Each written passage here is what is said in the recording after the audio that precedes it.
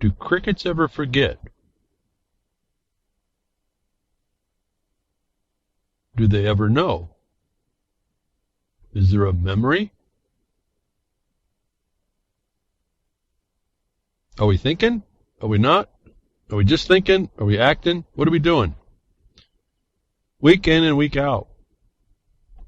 This week I've been really torn with what's going on. Over last week, an issue I wasn't even going to talk about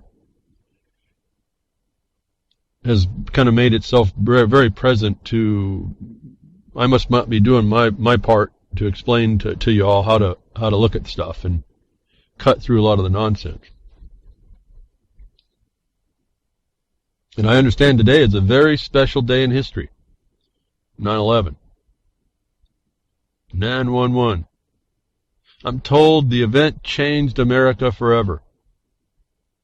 I'm advised on that important day Rome's was born.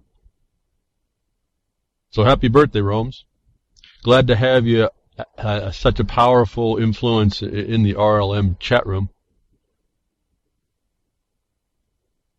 As an aside, don't forget Building 7. That's the day they went and done it. And I'm not referring to the box cutters. And the problem I've been looking at, we're still wallowing, I said this in the UCY chat, we're still wallowing in this nonsense, this deception. And we haven't properly responded. The people have not properly responded. Crickets are the ruling class. And to my mind, it's not acceptable. And I come here well after that time, finally getting onto an internet broadcast network, to taking the advice of a friend of mine to try and tell more people how to get stuff done that we were doing at the time.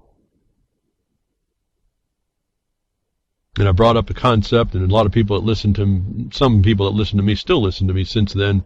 Back in 2009, I brought up the concept of the stalking horse. And it was in relation to an Indian tribe out in Oregon way.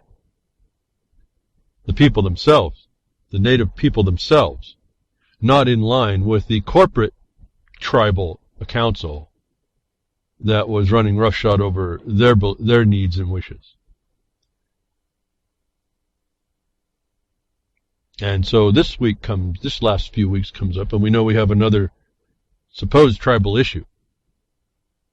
And I say supposed because when we get into the things we need to know, we find out, if we look very carefully, what I've been trying to explain to you all to do. The clues of deception are rife throughout the so-called media.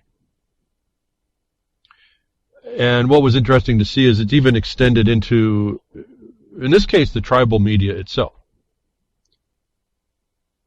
And as I said, there's a whole lots of things going through my mind on even how to present this all to you. But in particular, I wasn't even going to talk about it. As I said, this pipeline up there in the Dakotas area. I mean, Dakota Access Pipeline. I just wasn't going to talk about it. I've seen so many of these things go through. I figured by now everybody should see the deception, and we can really start focusing on what we need to do. And throughout the last week, it just got worse and worse. And to my mind, I'm not seeing much of anybody really doing an independent research, taking that information for what it tells you, and coming up with any kind of factual interpretation, which is certainly found in the clues of which were found in an article that I was given in the RLM chat, reallibertymedia.com chat, last Sunday after the broadcast, hours after. And because it started to kind of get a bit of momentum, even though I was not interested in it. And my main thing about not being interested in it is because we're talking about, well, they supposed tribal land, reservation land. And for me, it's not my land. There's nothing I can say about it. There's nothing I can do. The only thing that can happen is the people that have the land have to do what they need to do. This is just property law. Again, the black and white of the land disposal, soil disposal, requires that you have to go to the facts and nobody that's party to that has a say. And I see enough people doing the wrong thing all the time. I don't need to incorporate more of that in my mind while I'm trying to work with people that are trying to get something done to change that, even as little bit as it seems. But I was disappointed and dismayed at what I was watching throughout the week. I did not. I asked for the treaty on Sunday night. Didn't get anything. Got an article, which ends up being a pretty pivotal article, and I thought it was pretty honest, straight up, about this issue. It wasn't until a couple days later that I obtained through Twitter, through Gary L, putting up the fact that this was supposedly involving the Laramie Treaty of 1868. It's the first time now I'm seeing of the times that they're talking about a treaty being involved, I get to see the treaty. I don't have time to go track this down. I was hoping anybody who was truly interested would start to do the legwork themselves, and finally 2 days later, Gary L pulled up the fact that there was a treaty there that we could read. And so I dove into the images, which I really can't make out. They're very hard for me to read. I mean, the letters are there, but I noticed that one word was kind of messily spelled, and I really couldn't make it out, and it started to take me too long to analyze it. And so I decided to go find the text of it, the printed text of it. So I found the text, and I found 3 different sources, and they all were considered of each other. They all seemed to be pretty accurate. And so I just chose the one that I choose normally because it just seems to be good enough to go to. The Avalon Project website has these all these documents. You know, I send you the Libre Code to go read their version of the Avalon's version of the Libre Code. So I was using the text version. Then it became a question of whether or not that was actually source during the week, during a few hours, days, one a day as we went through. Well, the text, as we go into, and this is where I started to become, when I saw all this, I started to get very disappointed it's almost completely understandable at one level, but how we respond to it, the people that would listen to me respond to it, caused a dismay in me. Because when I went to the treaty, and I'm only taking this on face value that all this stuff is relevant, and then being led by a story here, I'll read through here real quick, that I got on Sunday night. It's just information. I'm just working on a surface level. I get an intuitive response to how all this works. I do have a vocabulary in me, and it's not just a dictionary. This is a vocabulary of terms that is used. These terms, these words, these multiple word terms are used throughout the law that I've read. And so I can identify by the words being used where I should be considering looking in the law that they're coming from, anybody's talking. And so, as I tell you, you apply not just these dictionary terms. There's terms that are defined in the statutes and the codes and the orders where you can get black meaning red and red meaning white, but you can get the term, the many word term that's one word actually. It has one meaning. Many words have one meaning. Those things are used in particular places, and that guides you to what you're going to be, the subject matter underlying the point. That I got the text of this treaty that was said to be applicable. And it took just a little bit to read through it. And I always look, I don't know everything. I certainly don't know about a lot of Indian land things. I know some, and we're completely on record about not agreeing to how Indian peoples have been treated as we learn more of the truth. But that doesn't, in my mind, give everybody carte blanche to just do anything either. And I've learned that from the soil disposal laws, and that creates the foundation when you're dealing in land on how to deal with all land issues. And so I'm focusing on that more than what I see. I already sense through this first article, it says 5 things to know about the Dakota Access Pipeline fight. I've already seen some things in there that are not really cool. Not cool at all. They're what I fight all the time, folks. I just tell you, I've seen this before as well.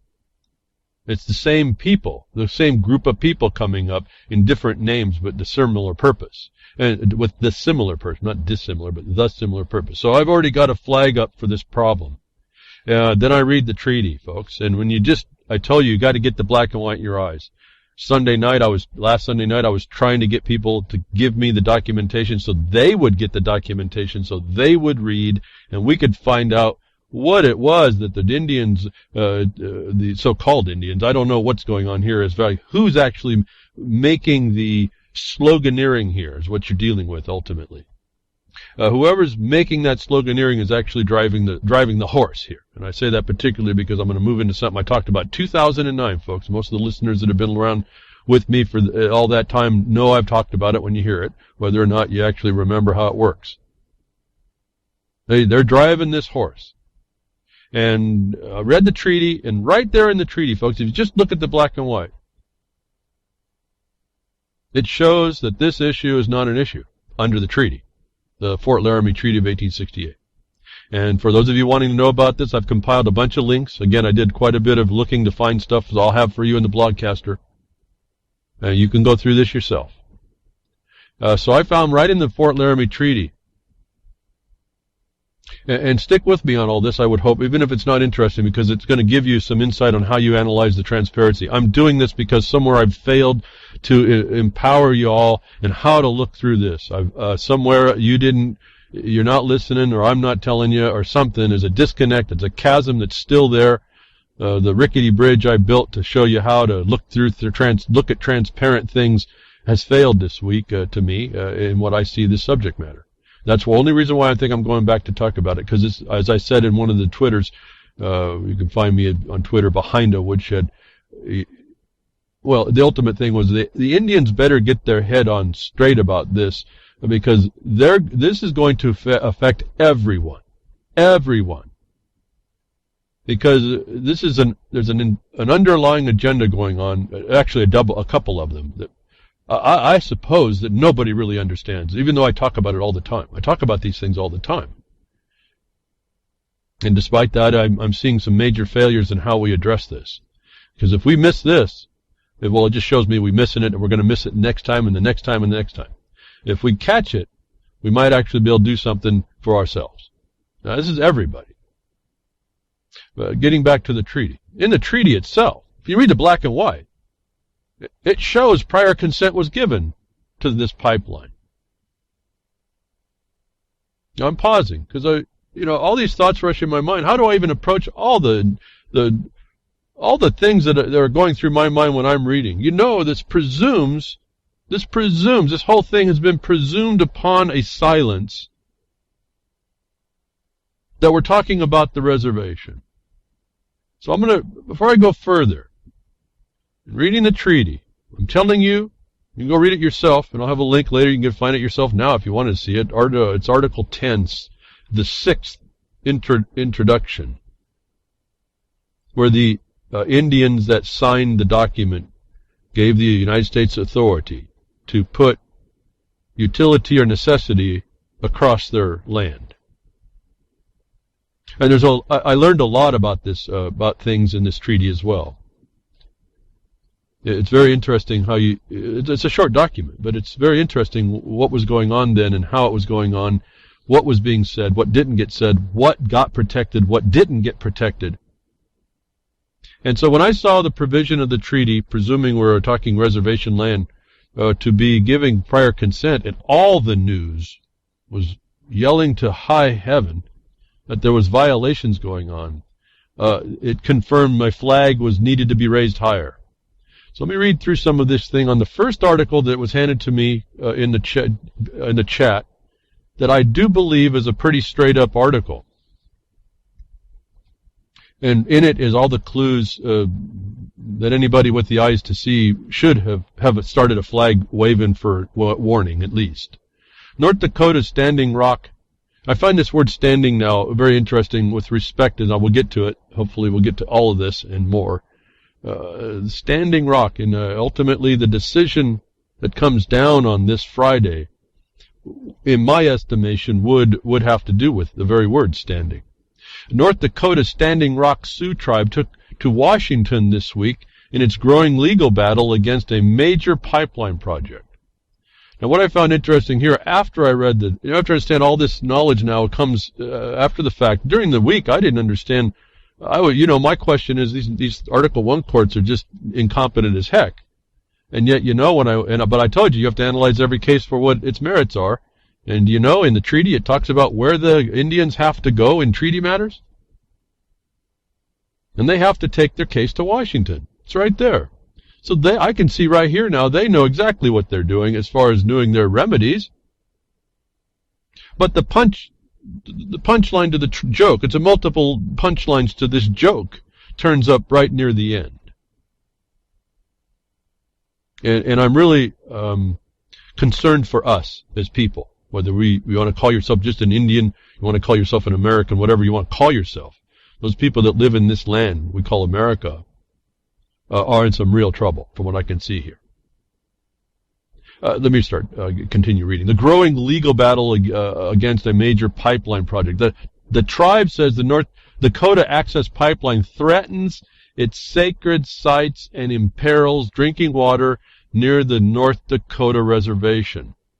Now, when I first read it, I missed a clue word right there, but when I saw public sites, it threatens its public sites, I realized we're not talking treaty rights here that I ever understood was ever in a treaty.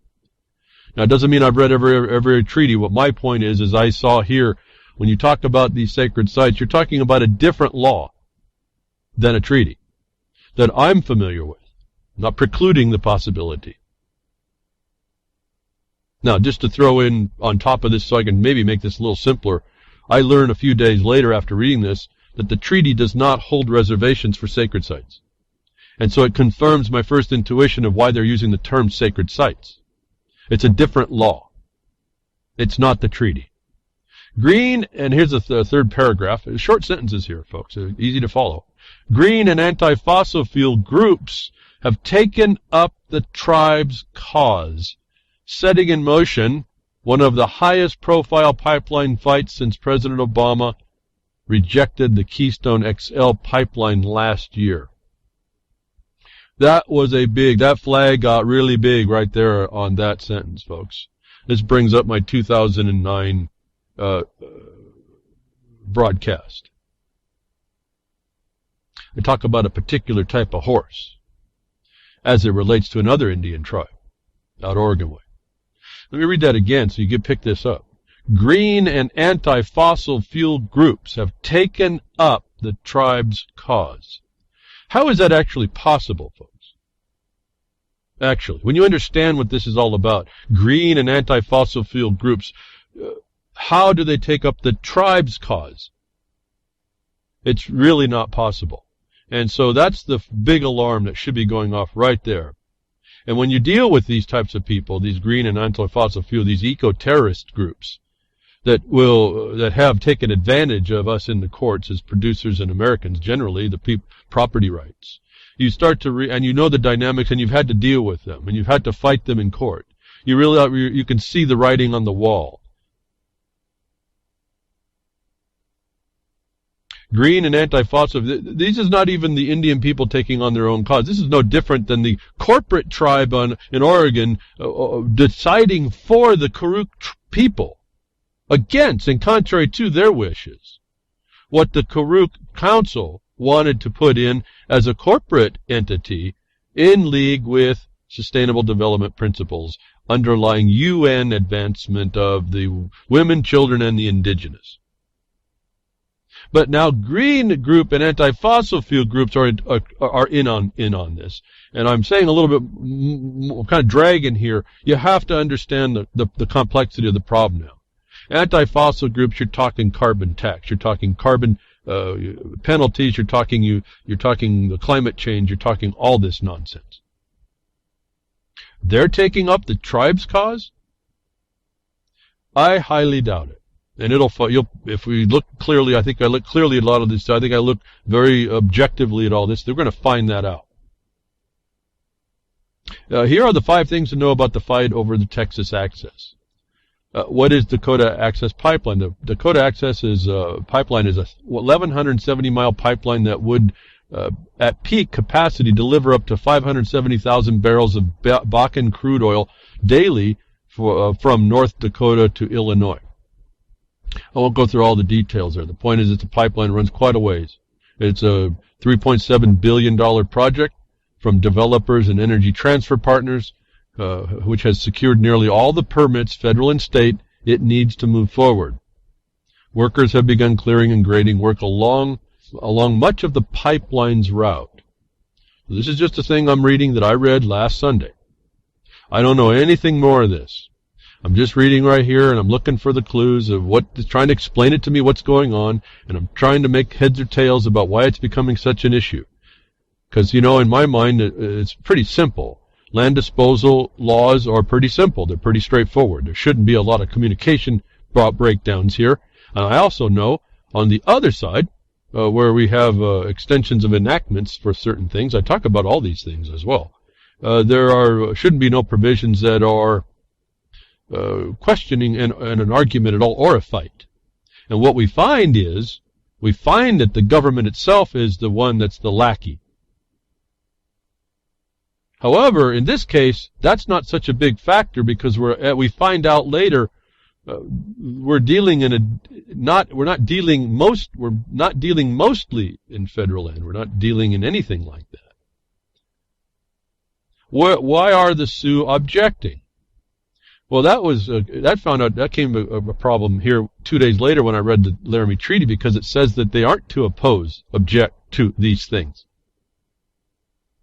But it says here, the tribe's basic argument, which is made to a federal judge Wednesday, this is last Wednesday, is that the regulators at the Army Corps of Engineers, is 2 Wednesdays past at least, that the regulators at the Army Corps of Engineers didn't give it enough of a chance to assess the pipeline's impact on cultural sites and the possible effects of a spill along the line.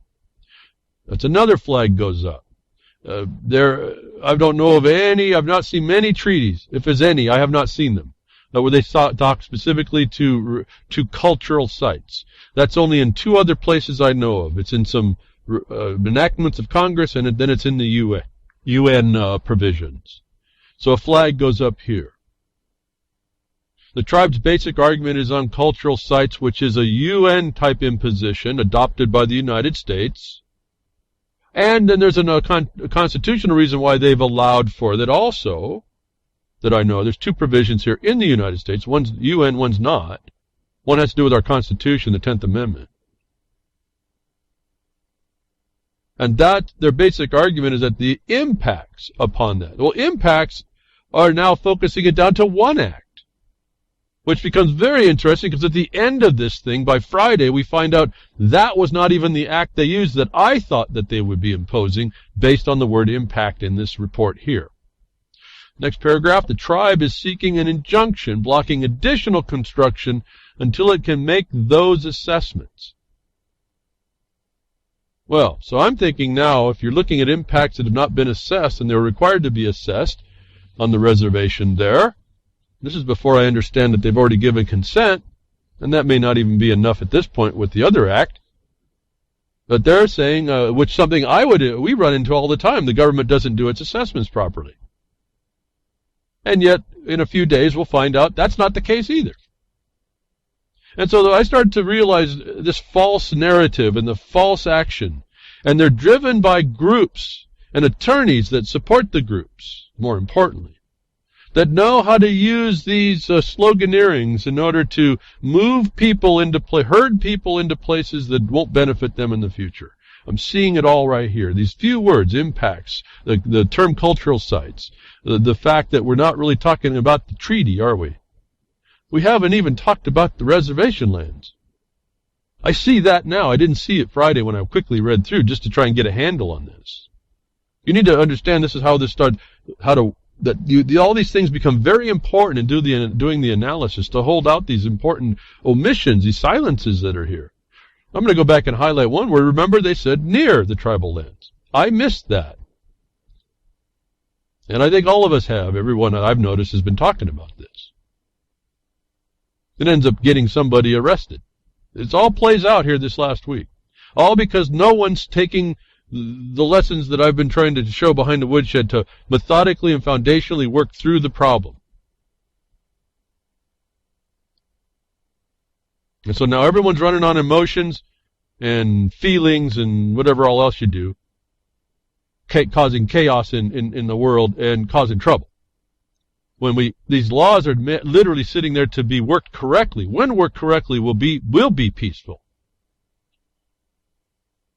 that I do see a potential problem with the tribe's basic argument, because if this is the case, we run into this all the time where the government doesn't listen to the things it's supposed to be doing. In other words, the law that I'm looking at, I know, and in a couple different authorities, says a meaningful consultation shall be done. In fact, the federal government, is to seek out to do so. It's in the law already.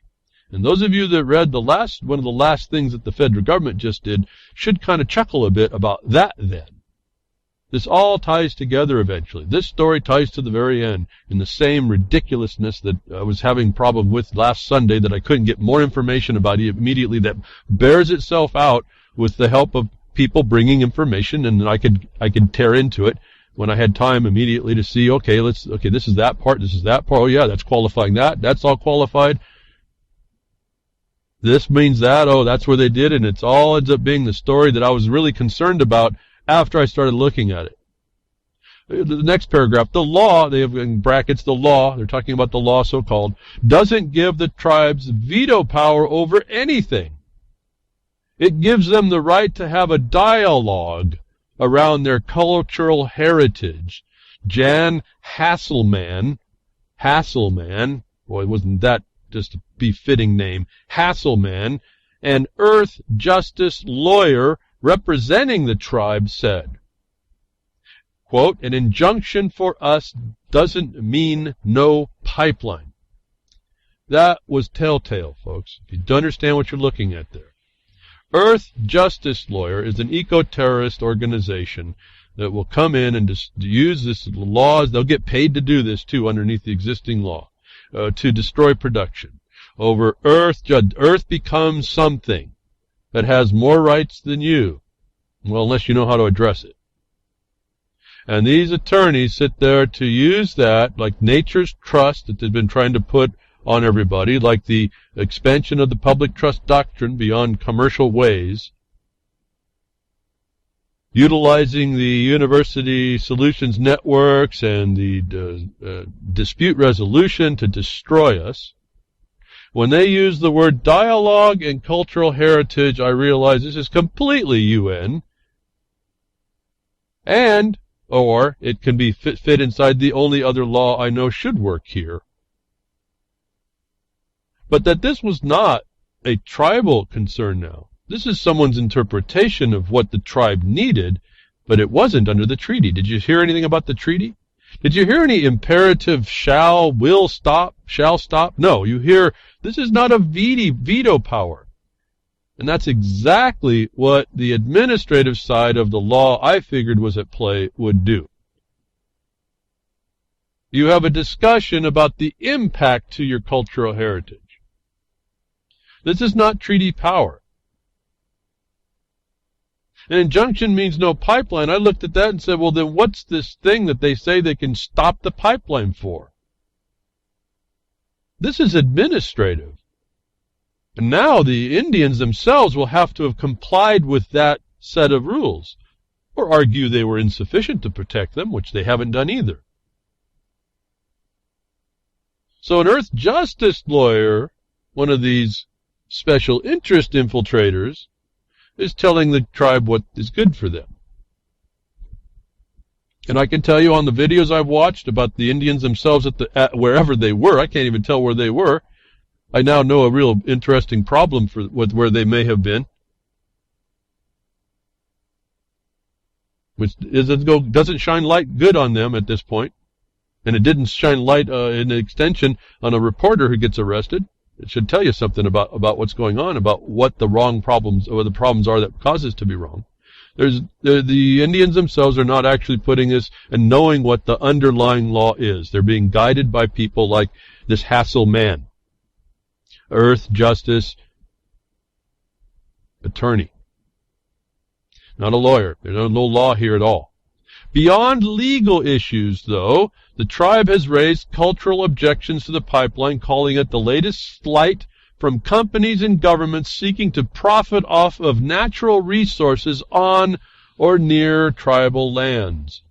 I read that too fast last week. I missed the word near again, the second time. These are clues that I missed, but that are important. I'll tell you now. Again, beyond the legal issues, the tribe has raised cultural objections. That's no different than what they said in the prior paragraph. That's still in the same and different law than the treaty law. Calling it a latest slight from companies and governments. Now this brings up important points because throughout the week, everyone's bashing the corporations and the government for making this pipeline. And see, the Occupy movement allowed us to do this. We'll just bash on all the corporations because they're no good. Now, I have a slightly different view, and I've been telling you how be careful about bashing on corporations and how they work and what they work. And it's not really a problem when you understand. You just got to treat them correctly and what their purpose is. And then I noticed a little chart came out. You won't get a link to this. It went through the Twitter sphere. It was a chart of all the companies involved in energy and energy transportation and all this other stuff. And they were making, there was a dialogue about, look how infiltrated and incestuous, if you will, all these companies are to work together to rape the natural resources. When in fact, as a miner, I look at that and said, that's how you get minerals to society, to use them, consume them. And this is another hypocrisy of some sort as we continue down this path. The anti-fossil fuelers fueling an insanity. You have to have these corporations because it's like in mining and the grantee, the individual man or woman grantee. A lot of times mining is very expensive. I don't know where anybody gets this idea it's cheap. Mining is very expensive. And at some point when you move from prospect to extraction, the proper extraction method requires someone bigger than the individual grantee. Typically what they call juniors or the senior miners, the big miners, what you hear, the big miners, the corporate miners. There's a reality behind why that is. It takes that kind of organizational structuring in order to get these minerals in the quantities and efficiently enough to society. It's just the way that works. And I don't know what more to tell you about that. You're just going to maybe have to just take my word. You're going to have corporations to do big things. I know I'm pausing here because I'm getting I can just almost tell I'm getting flack from a lot of people. I don't know what it is. I start talking about some of this, I just get the feedback. I'm hoping if you'd listen, you need to put everything in. There's a reality on the ground. Get everything to the ground and it starts to make a whole lot more sense. There's laws we can really rely on if we make sure that they're done correctly. And land law is one of those things, or soil law, soil disposal, and the relationships involved in that are just powerful, powerful tools. If we just start to understand that and work them correctly. So we find out there's no veto power. There's no sovereignty here in the Indians on this. I've missed the word near twice. And this becomes a big joke at some level when we see for true what's going on. We see that an Earth Justice attorney is pushing this thing.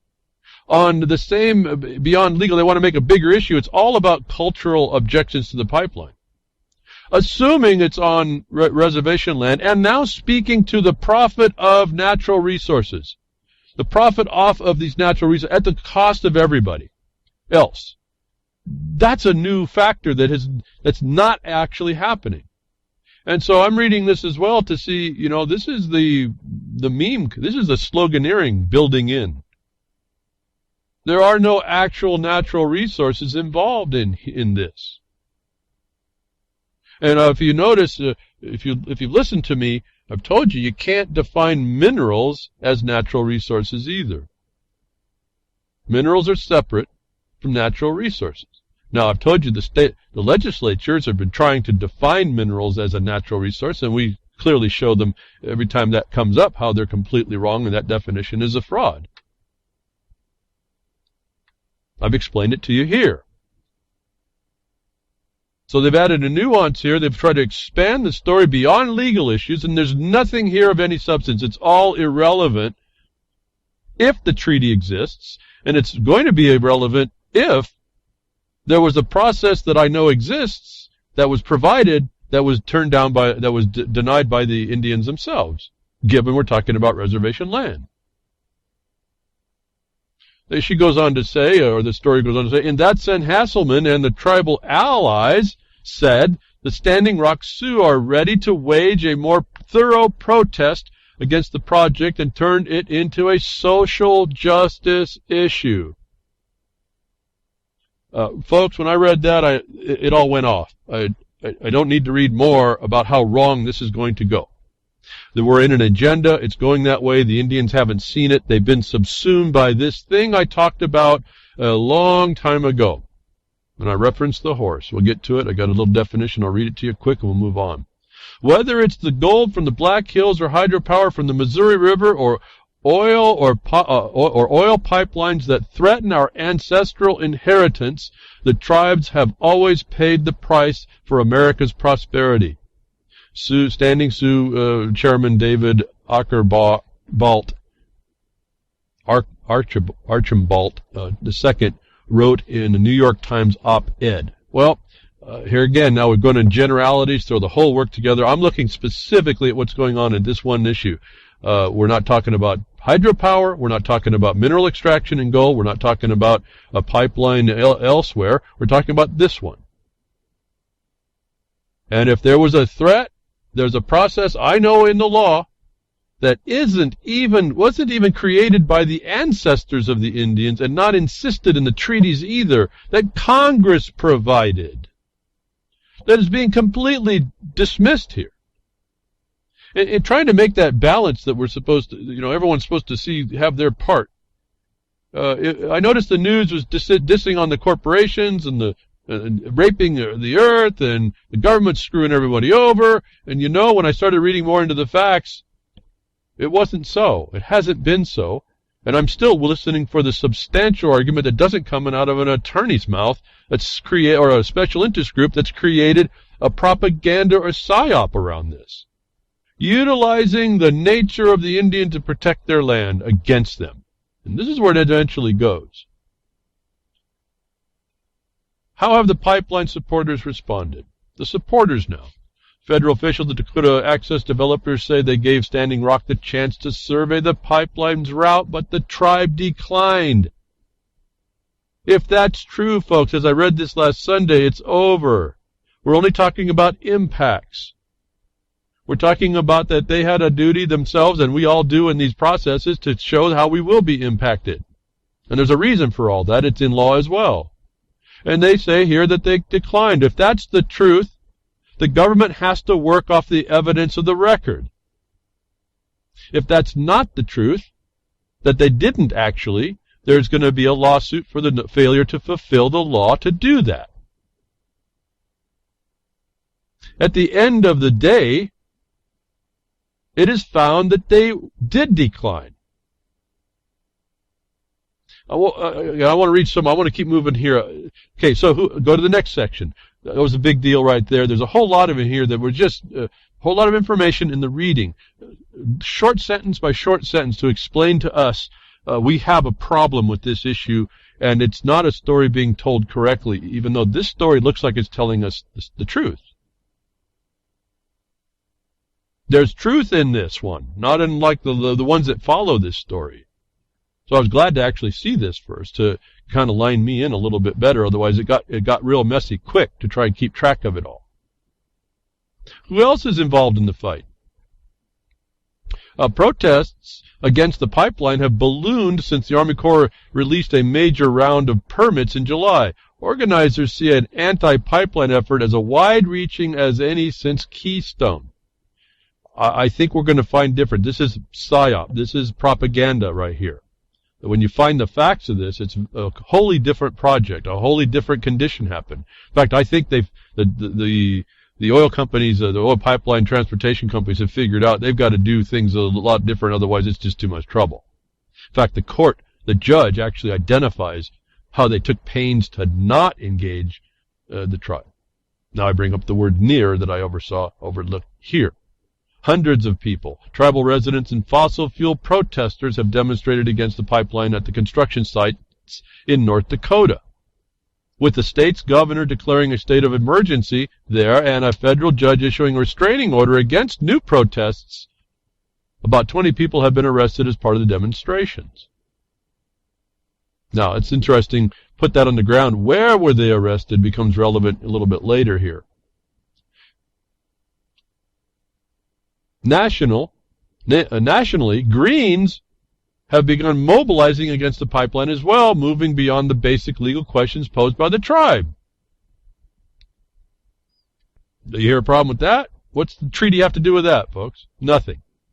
Who are these? Who's driving this? Not the tribe.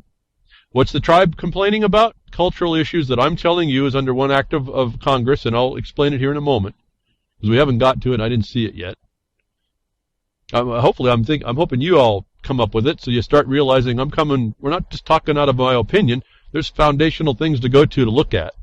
And I haven't heard one bit of it mentioned yet. Not one. That's another alarm bell for me. This is again showing that the conduct that's being driven is not based in a foundation. It's probably agenda as well.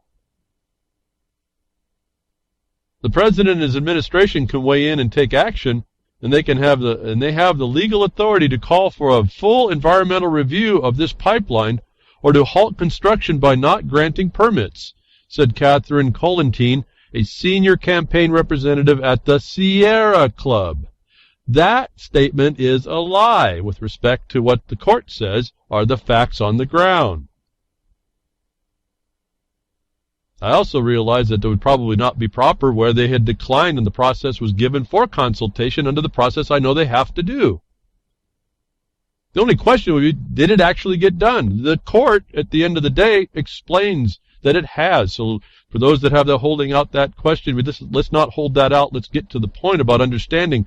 There was more done right here than wrong, probably a lot done right here as part of the companies, as part of the government, to get this through where it's placed, and that's the underlying silence at this point. Where is that pipeline? Now we get the peanut gallery to step in. But a political fight could be brewing. I've told you before that production shall not suffer politics, and yet it has, and that's our problem. So you see right here that there's a continuing plan to politicize production, things that we need in our society across the board. But a political fight could be brewing too. Colonel Sanders, Senator Colonel Sanders, spoke out against the project on Thursday because the pipeline's impact on climate change. What relevance is that pipe going to something that's not even part of the discussion called climate change that this idiot brings into the fore to try and make an issue, further enlargement of the issue on? Explains to you how wrong these people are in all of this.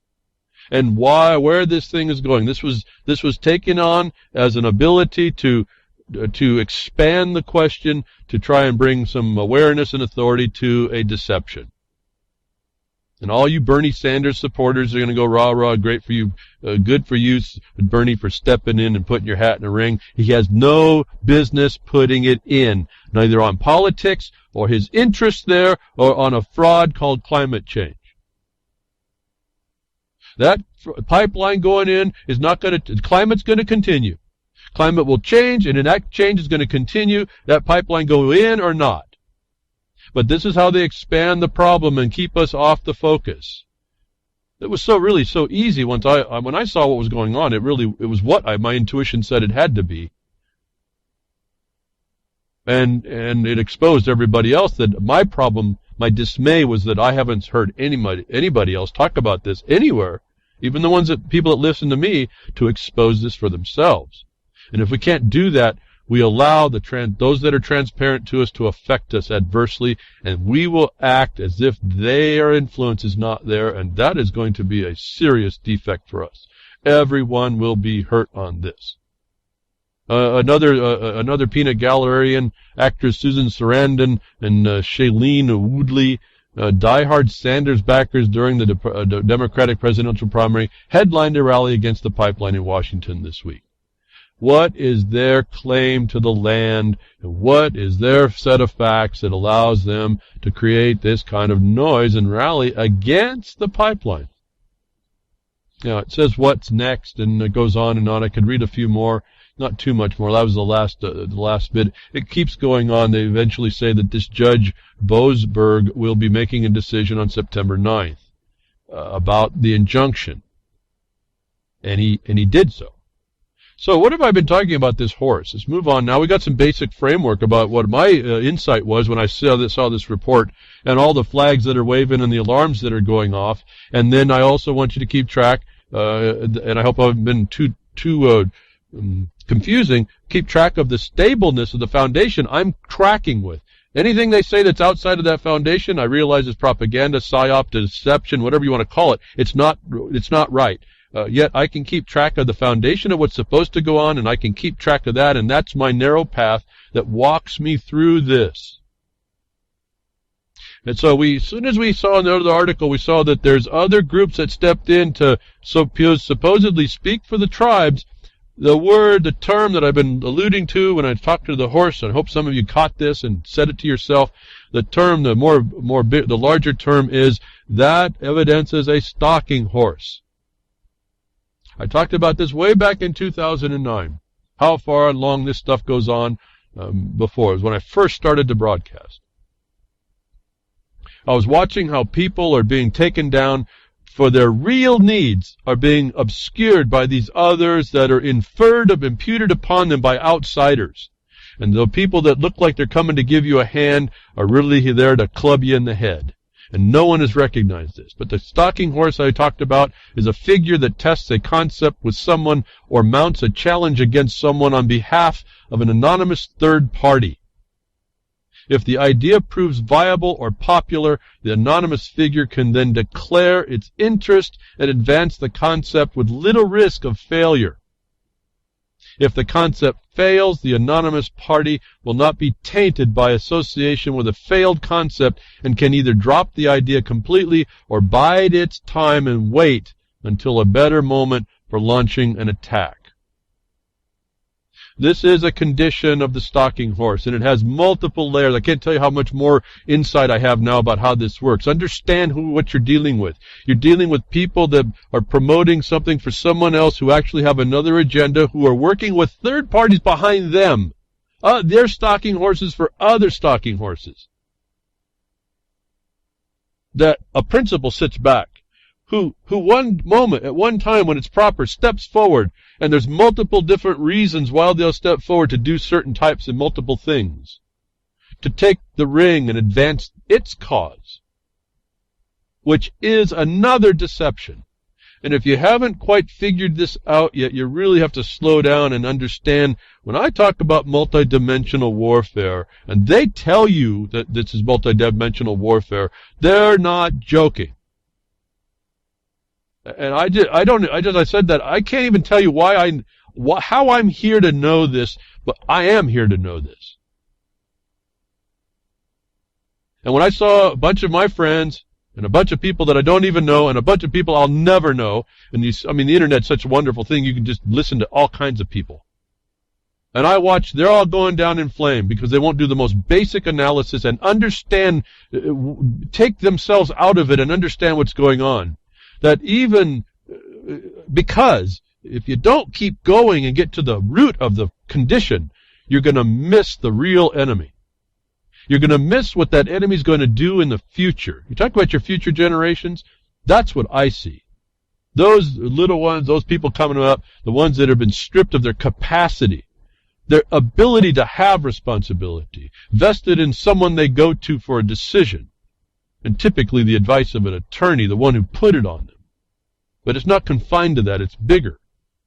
They have been stripped of the capacity to have a say and responsibility and the memory of what that would be if they had it. That this stalking horse condition, it's at least 4 layers I can see just in this first article. But the term stalking horse is very apparent to me, whether or not people want to accept that. This is what I think. This is how I move through this. And it's gotten me from what I didn't want to get into through what no one seemed to want to really actually look at to something that is a threat to everyone. And interestingly, it's what I deal with a lot in other ways. The government's an evasion of duties. It creates from these evasion issues that don't exist. And then they give the answer, the solution, the outcome. that brings it to what the government needs in the future. And it's not your government, it's the usurpers in that government. It's people inside that are usurping your way of life. So in the process of trying to figure this out, I see the first article. I got no information. I think it was Gary L. that brings up the, archives.gov. So we have a somewhat of a authoritative view. I'll send those links into the chat room. The teaching with documents, the Sioux Treaty of 1868 was something that I think he brought forward. And we can read a little bit about the story of that. And then there's pictures and images that you can get, which when I looked at the images, it looked to me, we went to Article 1 on the first page and it stopped. I said, this is not, and then we had the signature page as images. And for myself, I said, well, that's got to be a longer document. That's not the full images. No, I didn't go back in. I just immediately, I don't have the time to ferret the stuff out. So I just said, okay, what's this treaty say? Let's go find it. Let's find the text of it. Let's go qualify the text of it that's consistent across the board on a couple of sources I can trust even as a rewrite is correct. Let's do the analysis to make sure they're consistent. If they're consistent, let's just go with it. So I didn't go to the depth of having to pull out the original documents. I could care less, but the images were not sufficient. And so I went and did a little more digging and then found out that I did my analysis. I found Article 10.6 shows us that there's a consent in the treaty for utilities and necessities, which would include that pipeline, given it's on the reservation. And I'm thinking at this time it is. That I think Gary L. also found the text on the same website of the source documents that then I said, okay, this looks to be identically what Avalon has. I'll just go with what I said before. And I looked at the treaty and I said, this is not a treaty issue. When you look at the treaty and there's reservations, well, here, I'll read it to you. Article 11, in consideration of the advantages and benefits conferred by this treaty and many pledges and friendship by the United States. I know you're laughing. Some of you are laughing and joking. This is not, I understand how ironic that sounds, but we have to separate what this issue is over the dastardly deeds underneath the illusion of that, so that we can understand how this works and how we can work it better, so those things never happen again. And we extricate ourselves from the deception. So, the friendship by the United States, and I have to say something, the ancestors of the tribes did not do for themselves what Congress ends up doing back in 1968. For everyone. But that was a constitutional obligation that they recognized. So, the friendship by the United States, the tribes who are parties to this agreement hereby stipulate that they will relinquish all right to occupy permanently the territory outside.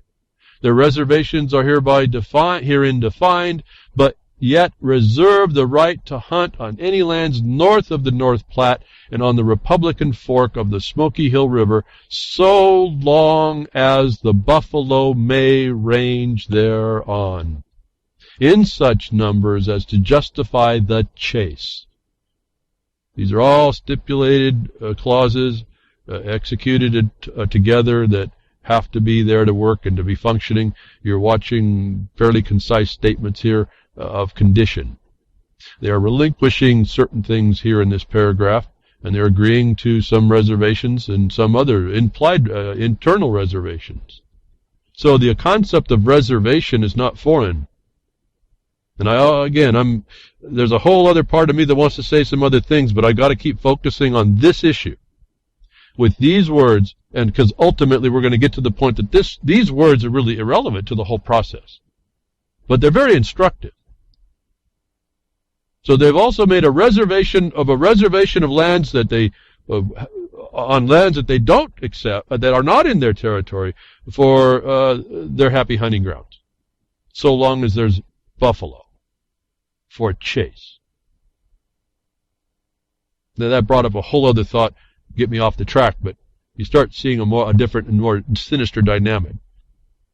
But for the purpose of this treaty, on this project, we keep going. And they, the said Indians, further expressly agree. I want to just jump down to the 6th.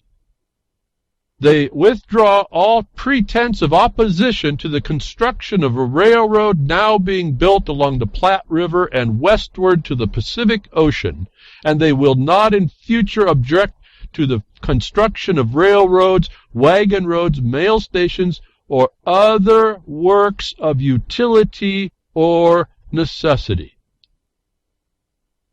which may be ordered or permitted by the laws of the United States. I'm pausing so you can think very deeply about that extension to works of utility or necessity. You will withdraw all pretense of opposition to the construction of other works of utility or necessity. I've told you about the word necessity. When I read that, I said it's over. It's over for any objection. Now what they'll do is they'll reduce to we get to the equity between the parties in their ability to do so. That's the easement over that land, and they're on the reservation. This is on the reservation, understand. Get it to the ground. No, but I'll read the rest so that you don't think I'm hiding anything here. But it's a kind of water under the bridge for our discussion. But should such roads or other works to be constructed on lands of the reservation, the government will pay the tribe whatever amount of damage may be assessed by the 3 disinterested commissioners to be appointed by the president for that purpose. One of the said commissioners to be a chief of the headman of the tribe. Folks, that is what I know in soil disposal as the support of the dominant estate to the surface estate. And that has always been a liability of a dominant estate, mineral estate, dominant lower estate, to support the surface. And what we're liable to as mining or dominant estate possessors is to support the uses and enjoyments of the surface. And if there's any plants that are commercial, production, not really commercial, but production, you pay for it. If there's buildings, you pay for it. If you interfere, you pay for it. It's all reduced to $1, if you will. Notwithstanding that other argument. I don't want to get lost on all these side discussions. So you see they're only being granted the surface on top of this. And there's an agreement on how that compensation is going to be made. Did you hear compensation or this mechanism being triggered in the first story? No. When I saw that, I said this is totally not in the treaty. Otherwise, they'd be wondering where their commission was. If they can figure out the disinterested commissioners for the value of the thing that's being destroyed at the surface, given they can't avoid it. This is all just laid down soil disposal, land interaction, owner interaction law. If you want to see some of that, I told you before, get over to Jefferson Mining District, go look for important cases on the right-hand side. There's a little button, go down to, some distance, find important cases, click that, get on over and find the Menard Run oil. You'll see the government itself having title in the Allegheny Mountain area in Pennsylvania, I believe it is somewhere back there, and you'll see that even when the government had title, it didn't have more power than the dominant estate owner had to go in, and the only thing that the dominant estate owner had to give was surface support. In other words, support whatever gets broken because of the need to go get the minerals. You see, this treaty explains there's a separation of the estate right here. Notwithstanding, let's move on. So, in the treaty, there's already been a ceding of the authority for necessity or work utility. That immediately triggered to me, this is not a treaty issue. Otherwise, they would have talked about that. They would have mentioned the authority and moved on. I said, this is not even a treaty issue. So I'm now focusing back on this other act. The one that's been writing in my mind about the administrative side of this. The thing that the ancestors of the Indians did not even for themselves reserve. Where they did reserve the hunting grounds, they did not reserve any other thing, such as being talked about today by the attorneys. I'm not making a judgment on any of this. I'm just telling you what the facts are that lay out. So we got another story here comes through. North Dakota pipeline to halt temporarily after the tribe's protest. So now we got the people who support the Indians all rallying around. Great, we got to stop them. And then the other people saying, no, the companies are, we got to stop. And everyone's getting into this fervor over totally irrelevant things. And you got to see how these decisions are being made. I think I'm watching a bunch of people that really don't want to make an insult to anybody, but they also realize that there's a law that's being ignored. And what I see is a bunch of propaganda to make it be ignored. And I see further into my disappointment, a lot more people agreeing with the to ignore that and to go with the sloganism. A pipeline company agreed to halt until Friday construction of an oil pipeline in parts. I reported on this, I think, or I made a comment to this as well, that they agreed to stop this voluntarily. Where an Native, and this is important because it comes up with the judges, or the answer after the judge does not allow an injunction to stop this. Which everyone, you're going against the Indians and their rights. Well, if you read the order, it doesn't. Absolutely doesn't. It's a shocker to me. It was just like, wow, no wonder the treaty's not involved. A pipeline agreed to be halted by the companies themselves. It has been, where the Native American tribe says it has ancient burial and prayer sites, a lawyer for the company said. Well, it's going to be interesting when you get on the ground where those prayer sites are, and what the Indians themselves, I saw in a video, understand is the mechanism now, where they are, now is not in federal authority to look at. And they know that's the case. And so I started seeing a bunch of people that are either disconnected from their own, the thing they already know, even though they're like wielding a gun that they don't even know is it's like giving a kid a gun, as far as I can see, or they know exactly what they're doing, and it's still a setup. It's a setup that's going to hurt everybody. Whether by ignorance or intention, folks, we're going to be hurt.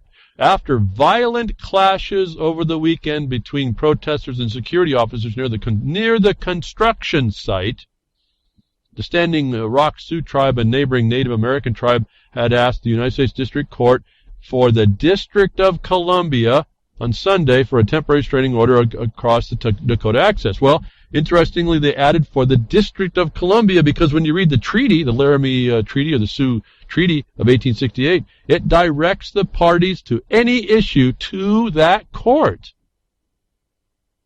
So for everything I've said in the past, generally for Article 3 matters, in their agreement, they have to go to this court. That is the court of competent jurisdiction. So when I got to the order, I looked immediately at the court that answered, and it's that court, the one that's in the treaty. I still had another question, because if we're not in the treaty, then what court do they go to? But I'm not going to get too deep on that part. I'm looking for what the facts are, that nobody, everything I'm seeing is going contrary to what my intuition is saying it has to go by, and everybody else that I notice is all rah-rah or getting into the roller coaster ride that's been prepared for y'all.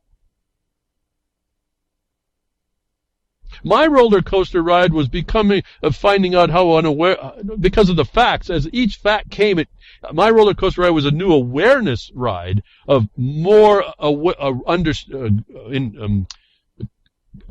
comprehension of what was going on. That was I was like almost like a mountain climb. And anybody that would take this journey would find these things, I'm sure, whether your opinion on how you describe it is different, you would have to find the facts as they were.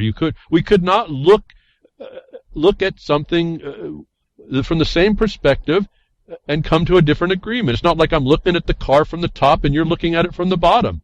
I guess that's a possibility, but at some point we'd have to find that fact out. That'd be the missing fact we'd find out, and then we'd say, oh, we're just looking at the same thing from different perspectives.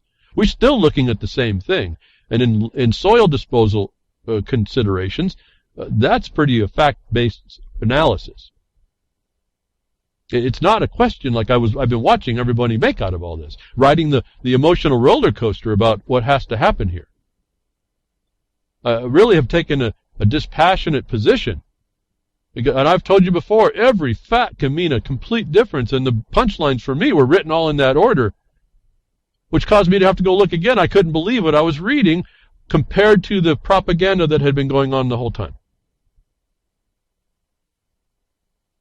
So they all wait for this judge to make a decision on this last Friday. Well, right as that's happening, we heard before, as a continuation, the North Dakota governor activates the National Guard against the pipeline protest. And I'm thinking, wow, this is, and everyone, you jump on this. It's the government coming down thuggery-like. But it starts to make a little more sense when you understand the facts on the ground. And when you understand you're being deceived about what you've been told. And so this organization here, that anti-media, I'm a little disappointed in this as well. Because they highlighted all the wrong things, no different than anybody else who was trying to push an agenda. I don't know that these people are that connected to become an agenda promoter, but they did by reflex action through prejudice. They highlighted this part. Over the weekend, peaceful protesters turned violent after security guards from G4S, a British mercenary group, unleashed dogs on the demonstrators, provoking the confrontation. The media spun as violently aggressive on the part of those protesting. What a false statement that ends up being, even if G4S was involved. But look at all the trigger words that they got you, social justice warriors and deniers, that they used all over you right there. So I'm getting a better idea about this. I look at this story and said, this is you want to talk about alternative media? Are you kidding me? This is feeding right into the disinfo.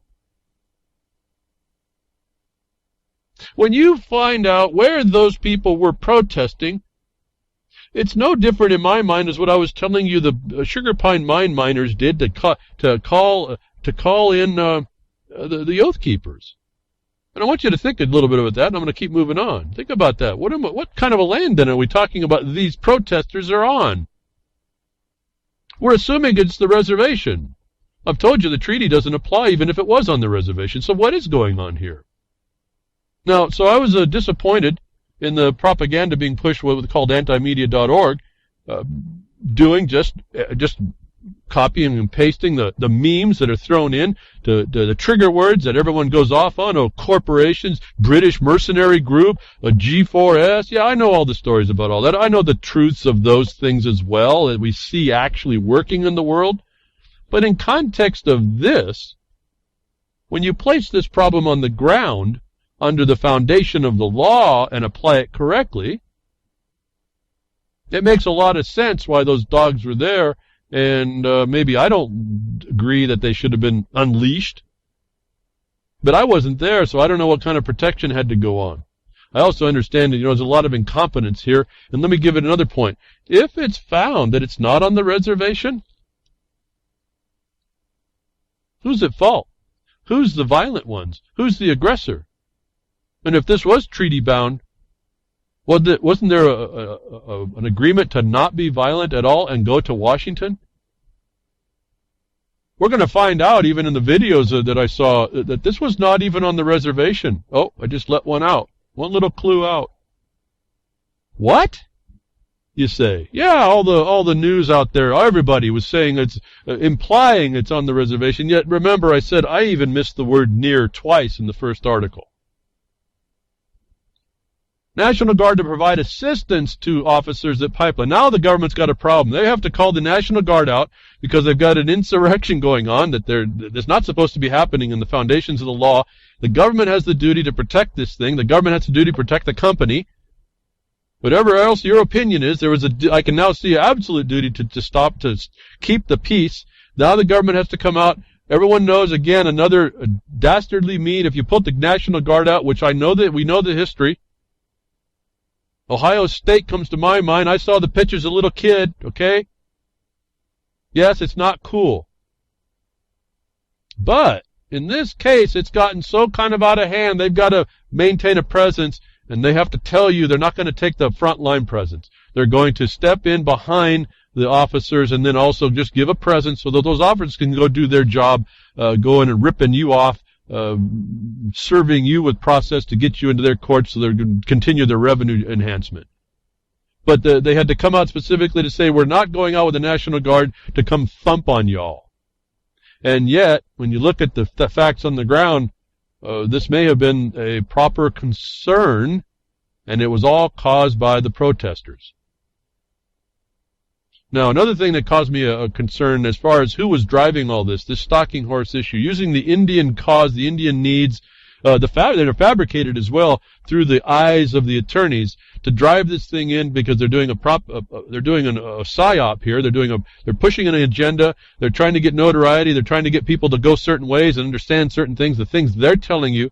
Then right at the last moment, the Yaktun Sioux tribe files a federal lawsuit to stop the pipeline as well. Now, not to disregard any right that they actually have. Understand, I'm not taking any judgments, and I'm not imposing anything on anybody or taking anything away. But when they came in at the last second and they used the similar arguments, they were adjusted just a little bit. I said this Indian tribe is being used as well. This is how you progress in a war. You keep bringing things, throw things at the problem.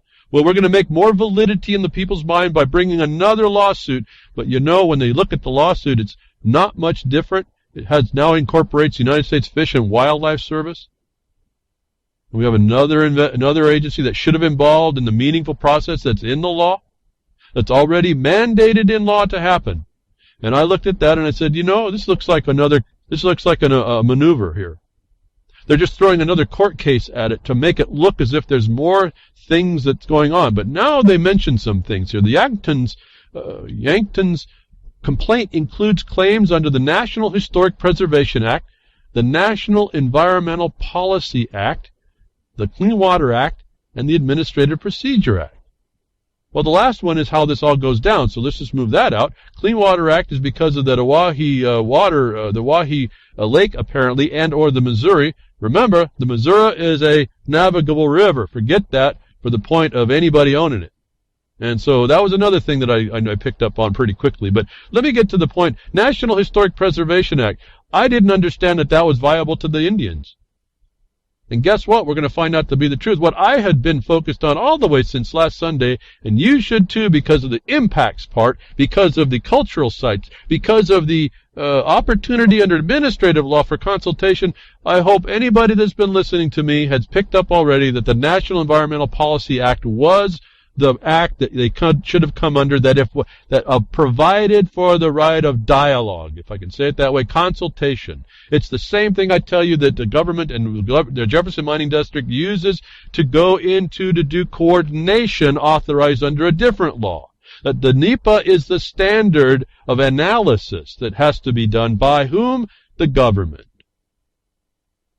Now, they mentioned the National Environmental Policy Act, but you never heard it before. And in fact, we find out that the first pipeline case that went into Washington did not use it either. So here we have another awareness to I'm shifting awareness. I'm stepping up the mountain a little bit more. They didn't even use the tool that they had that they ought to have used. That now looks back on the attorneys. Those people just will mess you up every chance they get. Stalking horse, false claim, move this to an agenda. They don't even use in the first suit, the one that's being decided on last Friday, the National Environmental Policy Act. I didn't know that until I read the memo, or the opinion. My mouth is agape. If you can, yes, maybe that was something you shouldn't have to think about. But I'm looking at this saying, no, that you should have brought that, and then you should have brought proof that they failed somehow. But we got a clue that wasn't the case they could do, and they don't, because they did get the opportunity and they denied engagement. And then we find out possibly why. Remember that word near that I missed twice. Where is this actually happening? We've assumed it's on the res. And don't ever forget, you think I'm forgetting that we have another authority, another wise man who observed we all live on the res. You hear me talk about it in different ways all the time. The tribe's lawsuit highlights the Corps' blatant failure to engage in consultation as required by federal laws and regulations, as well as the Corps' own policies. Did you hear any mention of a treaty here, folks?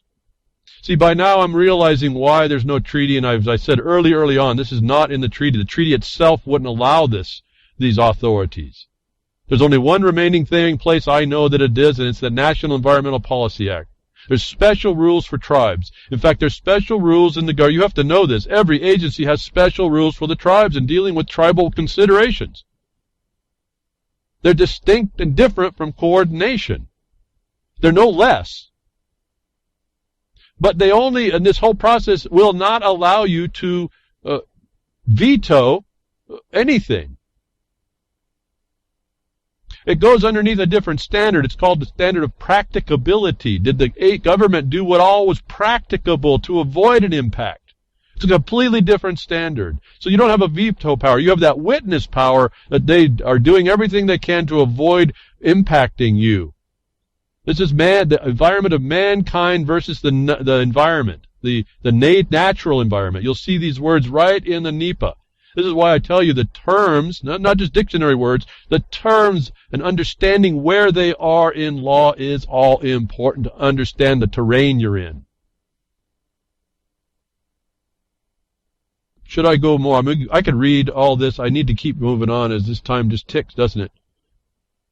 They complain that they didn't get an opportunity. So let's move on because this comes in late. I thought this sounded to me like a maneuver. It was trying to make an impression on people like there was some kind of right. The media is saying that there's the government is, the tribes are winning because the protest is causing this. They're causing unity in the tribes. And folks, I could not be sadder to watch this for the tribes, the people, and everyone. See, I don't necessarily think that, I know there's difference in rights and we have different lands and we can designate it, but we're all the same people. We're all people.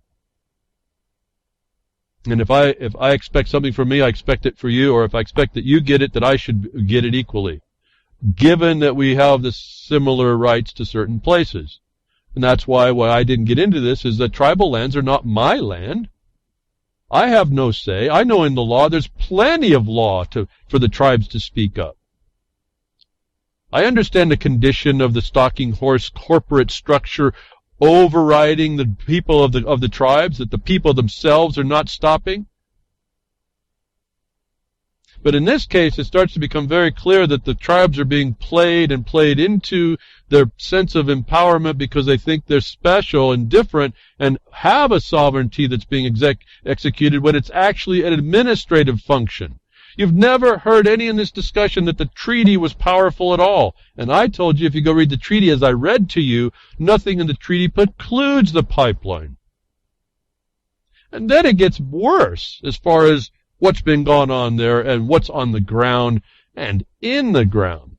I move now to the United States District Court for the District of Columbia, exactly where the treaty itself says they would go if they're going to have a question, an issue before the court to be decided. And the court starts out with this atrocity that's been visited upon the Indians. I find a problem here because it doesn't say how they have jurisdiction to do so. I wish they would have, because I would have understood real quickly whether or not it was partly that treaty or whether or not they just chose to go in there because this was just an administrative function of the federal government, administration in their venue. See, I have a different analysis I'm doing all the time. And so they talk about the atrocities visited upon the Indians to open up this thing, which I found troubling, to say the least, because that's irrelevant to the point. And he explains that the fears of construction of the pipeline, and then they said this is the point. And more specifically, the Standing Rock Sioux tribe has sued the United States Army Corps of Engineers to block the operation of Corps' permitting for the Dakota Access Pipeline, DAPL. The tribe fears that construction of the pipeline, which runs within a half a mile of its reservation in North and South Dakota, and I repeat that for you, listen, which runs within a half a mile of its reservation in North and South Dakota, will destroy its culture and historical significance. This isn't even on the reservation, folks, for which the treaty would be a part. Just as my intuition told me, the impacts they're going to speak to have to be brought out of the NEPA, which has a consultation program, which the rules of every agency make special rules for the tribes to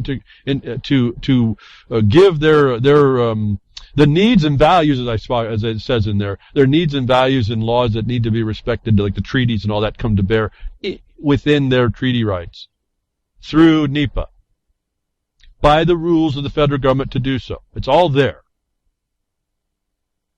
In fact, I look at what the tribe has extended to look at see if whether or not a county can adjust it. And the only difference and distinction is really the treaties for the land that they're under. So it's really relative to the things of tribal concern or the things of county concern and their relative jurisdictions. It's not that complicated. So this pipeline runs within a half a mile of the reservation, not on the reservation.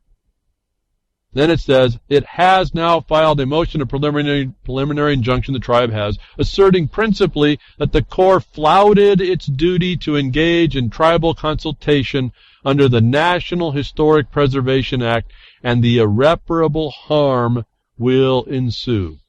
Irreparable harm is something you claim for an injunction. It's just part of the formality, but they bring up the National Historical Preservation Act, folks. I told you the act they ought to have brought up was the NEPA. This court comes down and says that there's no remedy underneath the National Historic Preservation Act. Now I look at the attorneys, who should know better. And I'm not saying that they would even have a remedy under NEPA right here, because we will hear that the court explains that the pipeline companies took great pains to go to the tribal people responsible. I think a woman named Young. I could be wrong.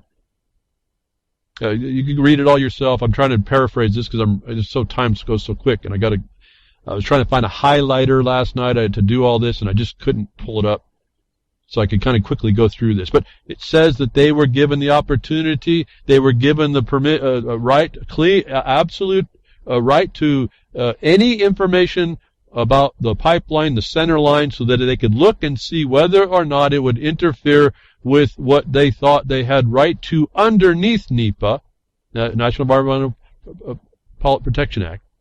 And they declined, the Indians declined, the Indian leader, whoever she was, declined further consultation. That's the finding of the court. Now, I'm blind. I'm behind the woodshed. I got to read through all this document and try to weed through it. To tell you the truth, I'm feeling pretty good. I think I did all right, at least for my interpretation on how this normally works with what I do daily. In dealing with this kind of nonsense, it's brought in on us and takes away our rights, whether we be the Indian, the producer, the people, the property owner, against this agenda that sits there to take us by the nose and lead us into the water and drown us. So, the National Historical Preservation Act will be found to not allow a remedy or a provision for harm. The court goes on, after digging through a substantial record on expedited basis, which we know the court's going quickly to look at this, and he's leaving himself an out to maybe he missed something. The court cannot concur with that invocation of the National Historic Preservation Act. It concludes the Corps has likely complied with the NHPA and that the tribe has not shown it will suffer injury that would be prevented by an injunction the court could issue. The motion will thus be denied. Folks, that first page, notwithstanding that the name of the tribe is Standing Rock Sioux Tribe, that first page says that the Standing Rock Sioux Tribe has no standing, has no right to bring the suit. The property is not on the reservation. There is nothing in the laws that the law it invoked to bring it relief.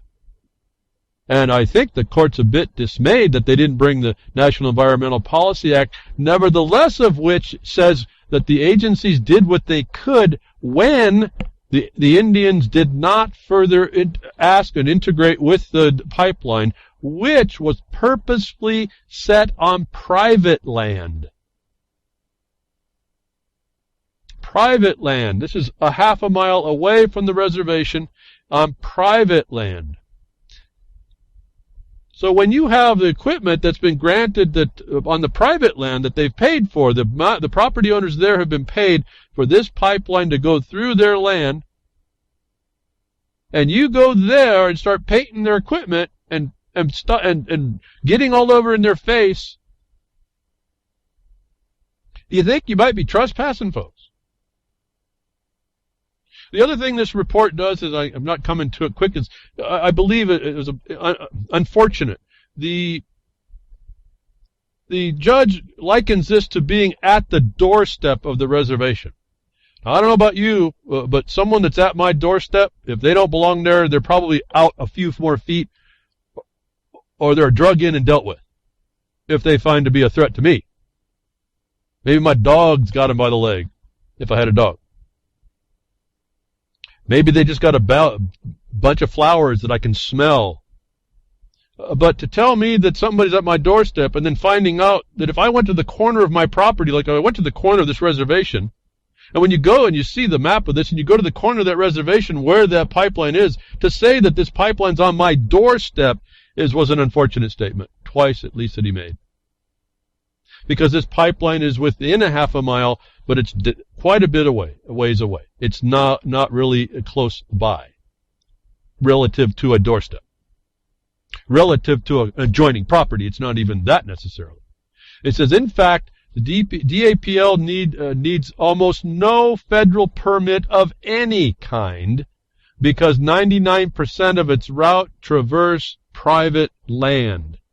This completely was confirmed in a video I saw of the young Indian people in a video talking about what was going on, and they knew that some property owner had said that there was a burial site on their private property, and they knew they had to go to the state now to deal with this. See, once land is disposed, it's dealt with by the state. It falls out of federal purview. That they planned this route, as straight as it looked like it was, to traverse the private land, which means every property owner was met and agreed to payment, which they'll tell you here in this order as well. There was no federal authority except over a couple of small areas. One significant exception, however, concerns constructive activity in federally regulated waters at hundreds of discrete places along the private route. The Corps needed to permit this activity under Clean Water Act or the Rivers and Harbors Act. That was the Act of 1899. I use that to show you what a dredge is all about and what a dredge project is and how it doesn't affect miners and grantees, how these are channeled relocation and navigation facilities. And sometimes both needed to be consulted, this law. For DAPL, accordingly, it permitted these activities under general permit known as a National Permit 12. The tribe alleges the Corps violated multiple federal statutes in doing so, including the National Environmental Policy Act and the National Historic Preservation Act. In its complaint, the tribe asserts that the DAPL permitting threatens its environmental and economic well-being as well as its cultural resources. Do you understand that's the three-legged stool of the UN, folks? We're so far outside of treaty lands here, it's not even funny. We're outside, actually, of the law itself. And this is advanced by these attorneys that are purporting to do the Indians' needs, which I completely cannot see here at all. And they're being told what the law is, or how the attorneys really mess them up here. As I said earlier, the special interest that's involved is going to mess this up for everybody. But there's a bigger game going on, so we haven't really we've hit a couple punchlines here. It was on private land. It wasn't a federal project. They did all their permitting that they needed to do. It was done under general permits because of the dangers and impacts that they had on record were not sufficiently put before them to see, and history, the general history of things will suffice to allow these types of permits. None of this, apparently, with the processes that were offered, was found by the court to be lacking. But we have people coming in driven by attorneys over the three-legged stool of the UN. Environment, economic, and social and cultural resources. That's social, folks. Social justice. It's not tribal stuff at all. I really get kind of angry a bit about this for the Indian people that really may not understand how this is really being worked against them. Because again, it's just more people that are being taken behind a woodshed in a way that they should have been doing the reverse. They are being taken advantage of. We all are being taken advantage of. And the punchline gets even better as we move in through this, not just this, what happens after this proves the whole thing I've been saying as far as getting you back to the stalking horse. So the very first page, see, this is a 58-page decision. And I suppose the judge was keen to make sure he explained everything. But when he found that there was no ability underneath the one act that the Indians had brought, the attorneys actually had brought, that means they had no standing. He could have stopped, the order stopped at page 1. It would have been that short. I've seen orders in 2 sentences that would have taken care of that.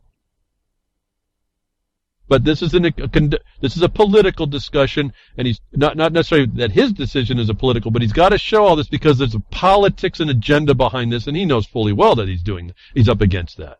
He's got to justify now every aspect of this. And so we see this now causes a big waste of time and expense on the so-called taxpayers, that this court has to waste his time, that it can't just say there's no standing.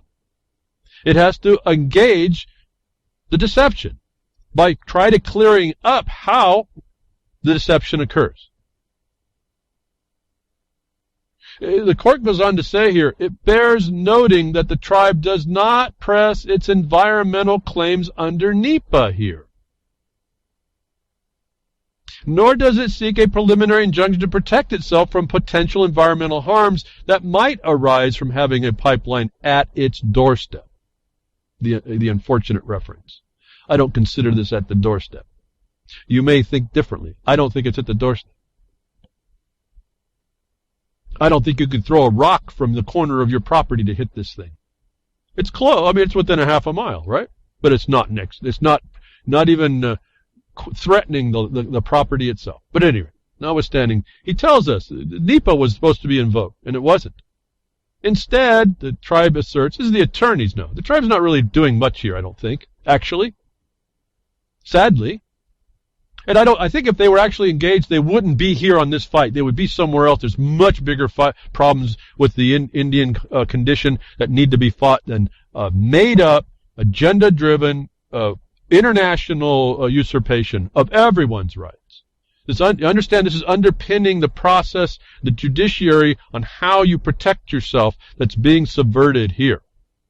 Instead, says that the tribe asserts only the pipeline construction activity, specifically the grading and clearing, will cause irreparable injury to historical cultural properties of great significance.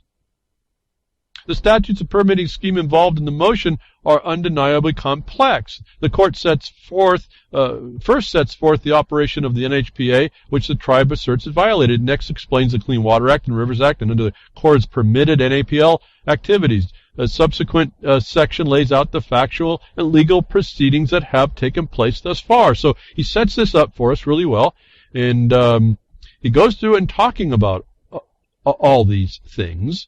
And he shows you, as you look through this, how this injunction really is not proper. It's not properly placed. It was brought with an incorrect proof, if any, and had nothing that the court could remedy if it had proof. That when I start reading this, I'm way beyond propaganda, I'm way beyond anti-media, I'm way beyond alternative media, I'm way beyond MSN, and they're not covering it. I'm way beyond blaming the corporations or even the government at this point. This isn't a subject matter that I have to deal with. Well, it's in my mind on a daily basis, and we deal with it periodically through our communications from Jefferson Mining District to the governments. The other governments, I should say. The court goes through and shows line by line how everything was worked out pursuant to the law. Where he's already stated that they have not brought a cause, he still goes through and takes great pains to say how this has not been violated. And it just occurred to me, I don't know if I can find the point. I'm going to have to do a quick search if I can get to that. And it's it was astonishing to me, because I didn't know something going on. Here it is. And I'm going to jump down to it. The court is explaining how all this is going down. And then I come to this paragraph. On top of the fact it's not on the reservation, the NEPA would apply had they sued under NEPA where there was a failure of consultation that's proven to be in the record to have happened, and denied, the Indians just denied, I assume it was because of this thing is coming through without being on their reservation, and they don't have on the reservation an impact that would happen from something that was even within a half a mile to assert. So they decided not to do any of it. The company goes on here, one of these pages of 14, I think. The company also opted to build a new pipeline along a well-trodden ground wherever feasible. The company opted to build its new pipeline along a well-trodden ground wherever feasible. So this is setting up the plan on how they've planned out how they're going to do this. Well-plotted land doesn't sound like unused virgin land here, folks. Where this surveying revealed previously unidentified historic and cultural resources, talking about a survey for historical purposes by the state, this is not just happening and exploiting everybody. There's a big, long process that's going on here, I see. Revealed previously unidentified historical and cultural resources that might be affected. The company mostly chose to reroute. That happens way before this is in the plan, the court is finding. In North Dakota, for example, the cultural surveys found 149 potentially eligible sites. These are potentially eligible. Okay, err on the side of caution, but I don't think you'd want to be brought into court on a potential violation of law. But they reroute anyway. The pipeline workspace en route was modified to avoid all 91 of these stone features and all but 9 of the other previously eligible sites. But by the time the company finally settled on the construction path, then the pipeline route had been modified 140 times in North Dakota alone to avoid potential cultural resources. Which this will find that they went to the tribe to ask, do you have any resources that we might affect? And they didn't want to, they had nothing to contribute. The plan had also been in place to mitigate any effects on the other 9 sites through coordination with the South Dakota SHPO, which is the Historical Preservation Officers. Coordination. This is specific to NEPA. All told, the company surveyed nearly twice as many miles in North Dakota as the 357 miles that would eventually be used for the pipeline. The company opted to build its new pipeline along well-trodden ground wherever feasible. Around Lake Oahe, for example, the pipeline will track. Folks, listen. This is a shocker to me. I hadn't heard anybody talk about this, and I was wondering why then. Boy, what a propaganda psyop this ends up being with this little proof. Around Lake Oahe, for example, the pipeline will track both the North Border Gas Pipeline, which was placed into service in 1982, and an existing overhead utility line. It's going to be placed next to an existing pipeline. Did you know there was a pipeline there already, folks? It's already in service since 1982. In other words, there's a utility easement already across this path for the most part, apparently. In fact, where it crosses Lake Oahe, DAPL is 100% adjacent and within 22 to 300 feet from the existing pipeline. Dakota Access chose this route because these locations had been disturbed in the past, both above and below ground level, making it a, quote, brownfield crossing location.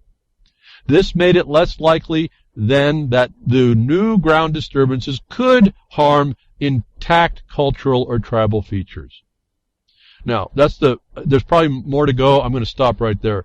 There's already a pipeline. They're following and paralleling where they can this existing utility easement called the brownfield crossing location.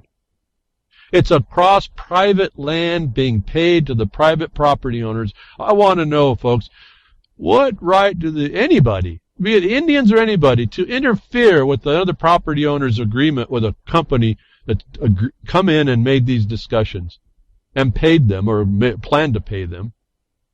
What right do I have at all to make an imposition and go to where the equipment is on private land?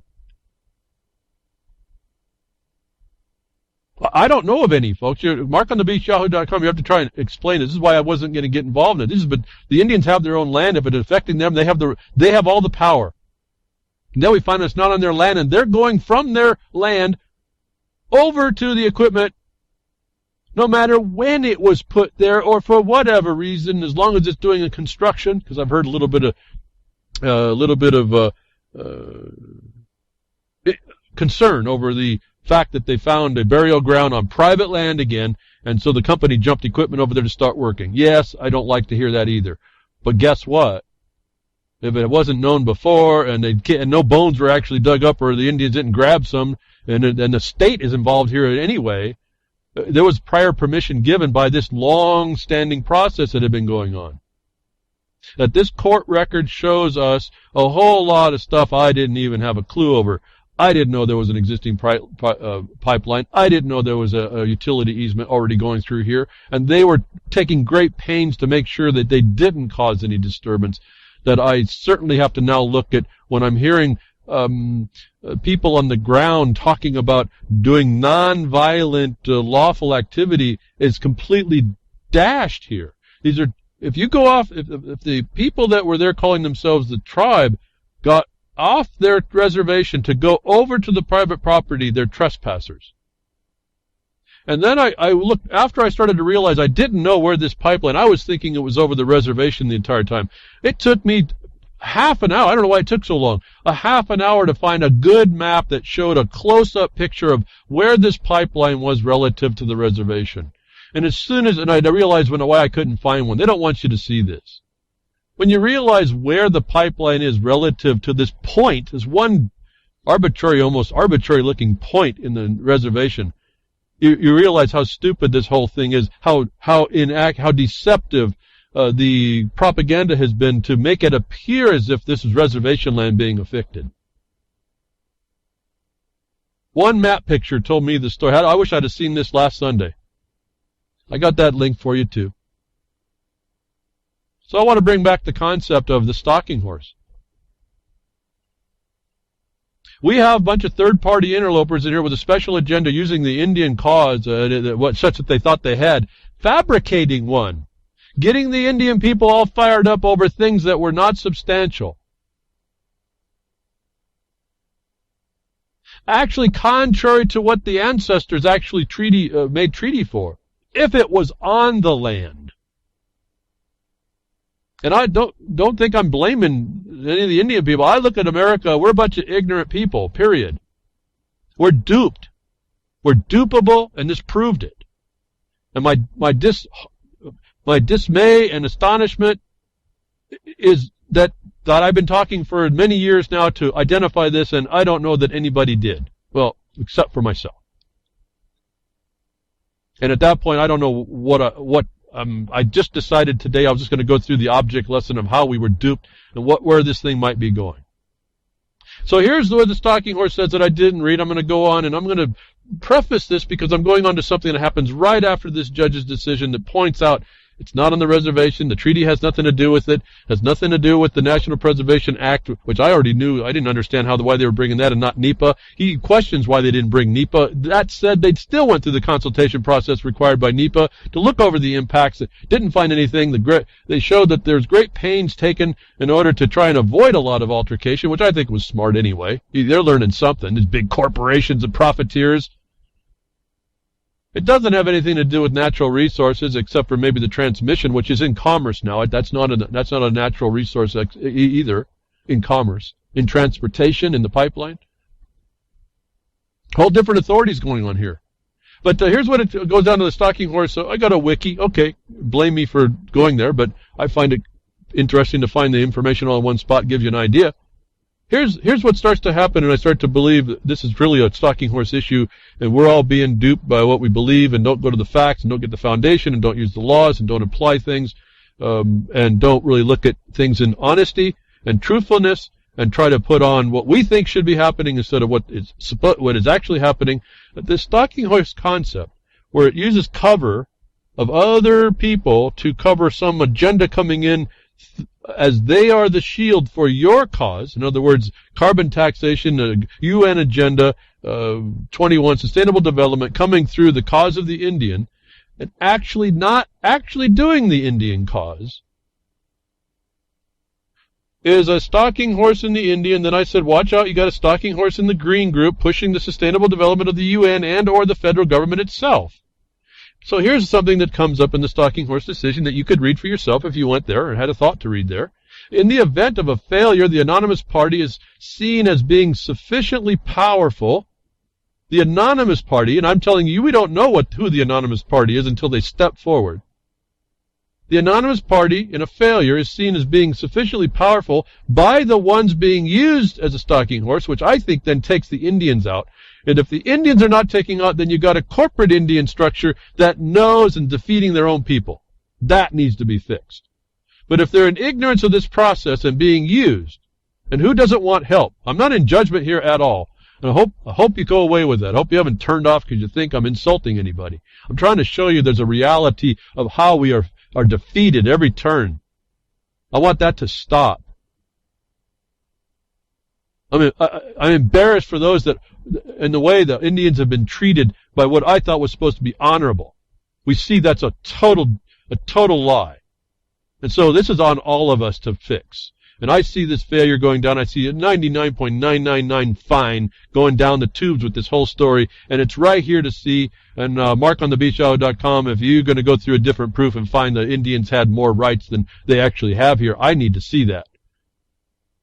But this was a legitimate thing. I have to see that, because right here it says that the anonymous party behind all, the ultimate of being sufficiently powerful, the ones that are the stalking horses in front are looking back to the one that's the actual anonymous party and saying they're big enough and bad enough to protect the horses. I'll say horses. It says horse here.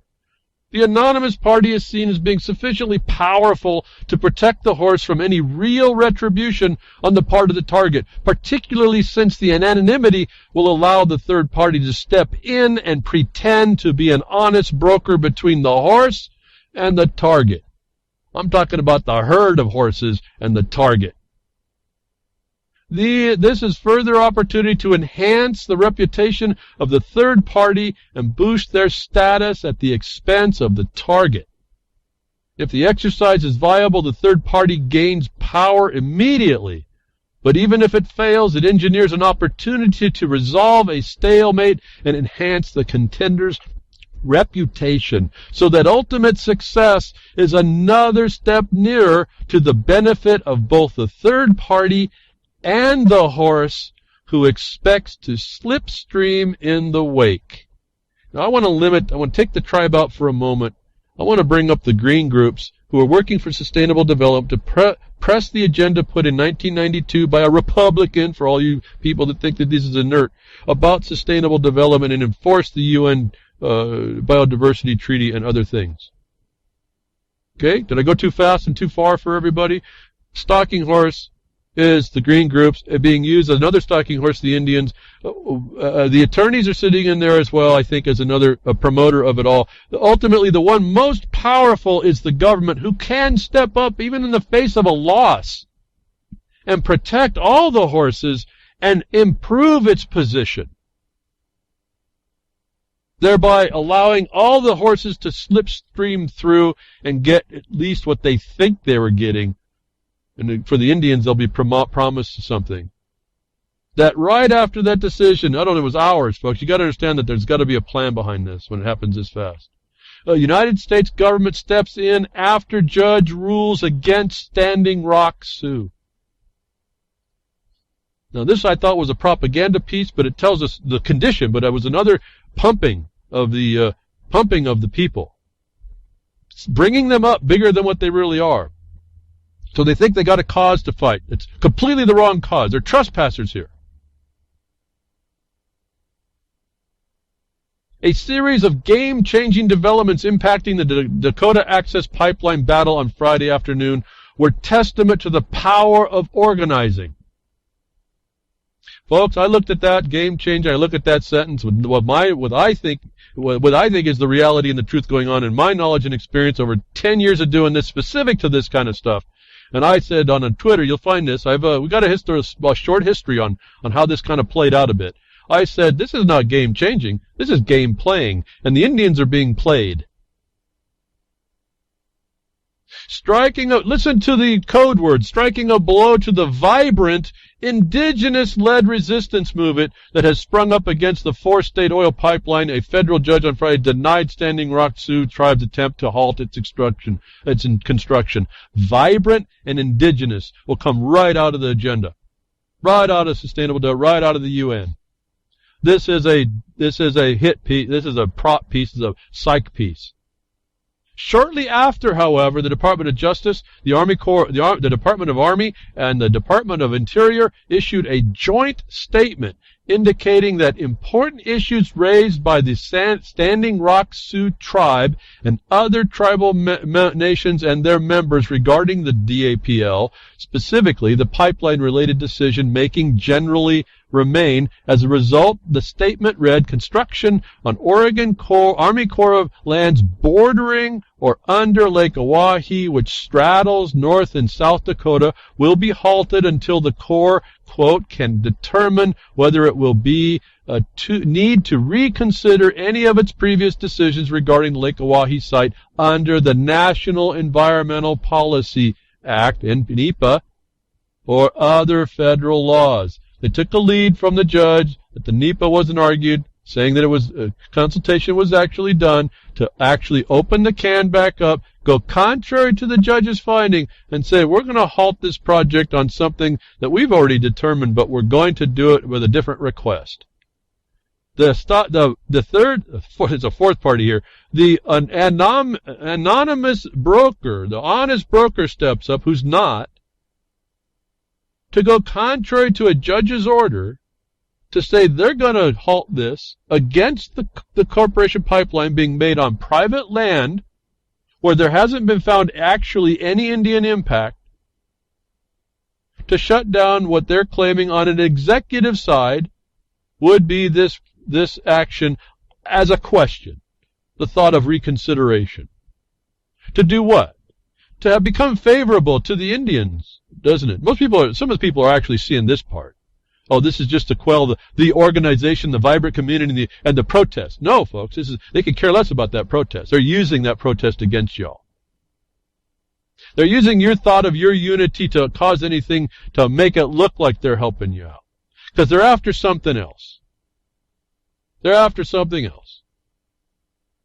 And when you get into reading the black and white, and you get into using it, and you put it on the ground, and you put it in your locally, and you get it working, you see the response of this beast that we're up against, this hydra tentacled thing. This is writing on the wall what's been going on to me. Everything I was worried about on Sunday came to truth and fruition by Friday. That the government comes right out to says they want to reconsider, but then they say this. A couple things really important. If they had any power, folks, to stop this, they would stop it. But here's what they say. In the interim, the agencies continued, we request that the pipeline company voluntarily pause all construction activity within 20 miles east or west of Lake Oahe. Folks, they don't have any authority.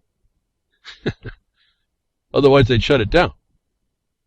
They request is not an order to stop. My thought, as soon as I saw that they were going to do that, I said they can't do that. Now they're harming the company who's putting this oil transportation system in.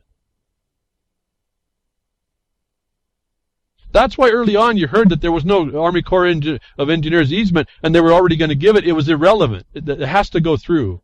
Why? Because there was no impacts identified. This is not treaty stuff at all. There's no impacts that were identified by the Indians themselves, who are now being led by the nose by eco-terrorists, environmental justice attorneys for social justice and all this other nonsense. That the ultimate power steps up that can't be hurt to try and protect everybody, and then only can say to the pipeline, we ask you to stop, was then qualified why I thought immediately they can't stop them, because they'd have to pay them. If they get you to voluntarily consent, you aren't harmed, aren't you? The statement continued. Further, this case has highlighted the need for a serious discussion of whether there should be nationwide reform with respect to considering tribes' views on these types of infrastructure projects. Therefore, this fall, we will invite tribes to formal government-to-government consultation on two questions. One, within the existing statutory framework, what should the federal government do to better ensure meaningful tribal input into infrastructure-related reviews and decisions and the protection of tribal lands, resources, and treaty rights? And two, should new legislation be proposed to Congress to alter the statutory framework to promote these goals? Folks, the mandate is already in the enactments of Congress that they shall perform a meaningful consultation. The judge found in this process it had been done. Why is this executive administration coming out to make that a question? They were under the control and shall seek consultation to ensure a meaningful consultation. This is the self-inflicted wound that's being exasperated by the stalking horse of the attorneys and earth justice and the UN providers at the expense, I'll say, of the native peoples. And should legislation be proposed to Congress to alter the statutory framework to promote these goals? Folks, it's a mandatory shall. You shall do this already. What extra congressional enactment can force them to do what's already in the law that they refuse to do? If that's what they didn't do, this judge says it happened. I'm telling you, they don't do this, and all they have to do is they don't need no congressional enactment. They just need to follow the existing law and agree to follow the law instead of trying to press the agenda at every turn. What they're bringing out, you just saw the stalking horse condition. The power steps up, who can't be harmed, to cause the harm, to make the outcome they need, which is to what, folks? They want to get a stakeholder called the Indian groups, which is just advisory to their whole system, who have been taken down and don't understand that, to make new rules to do what? They certainly aren't going to make new rules to do what's already there. They're going to make new rules and adjustments to take out the power that allows them to, requires that they have to do it. And what am I now speaking about? But the power of coordination, the government to government connection, that's always supposed to happen in these issues. They're going to alter these consultation provisions in NEPA in order to take out your local power to stop the nonsense that they would have control over. Because the law is already there to mandate that they do this, and they won't. So what I would propose is, since the Indians pull back, look at what they really need to do. I've been run out of time. There's much more important things that the Indians need to do, having to do with the federal agencies that represent the government. I think Russell Means talked all about that. Bureau of Indian Affairs, all that stuff just needs to be cleaned up. You need to clean out the house with the stalking horse problem so that you have control. But you also need to enforce the laws that you have. What you should be needing, the congressional enactment you need, is the direct accountability when these agencies don't do what they're supposed to do, which the judge found in this case had been done. Thank you for tuning in today. I hope I covered that with some clarity. I hope you get a new appreciation for why I tell you read the black and white, get right down to the nubbin, put the facts on the ground, stop living in our sloganisms, stop living by everybody else's perception of the world that is insanity. It's meant to take us down, and we've got to stop it. Thank you, Grimner, for allowing providing the website and the broadcaster space, the reallibertymedia.com, and there's the social network, Freedoms Network, the FN Network, .com, Bo Diddy's with that, and to put that together, and Jules at UCY simulcasting. I understand there's a couple of other places that simulcast that I forget to ask about. We got TuneIn and Spreaker and all this other places. Fantastic, and the terrestrial broadcasters, thank you for what you do to pass the word to the people that don't have internet or feel that they want to keep with the radios. And I'll be here next week. We're going to move on to what the stakeholder thing is. We've got very, very powerful information on, should make your blood boil just a little bit on how this felony works against us. But I'll be here next week. Tech diffs or nature willing.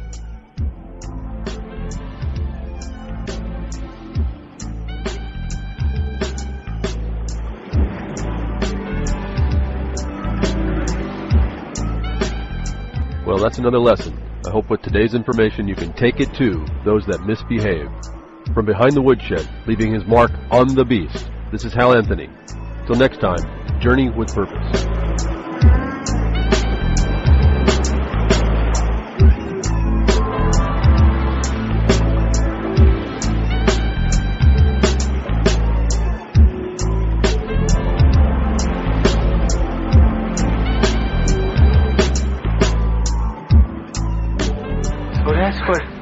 up a can of whoop-ass feels like.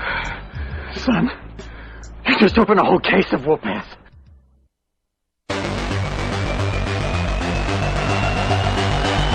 My name is S.M. Gibson, and I am the host inside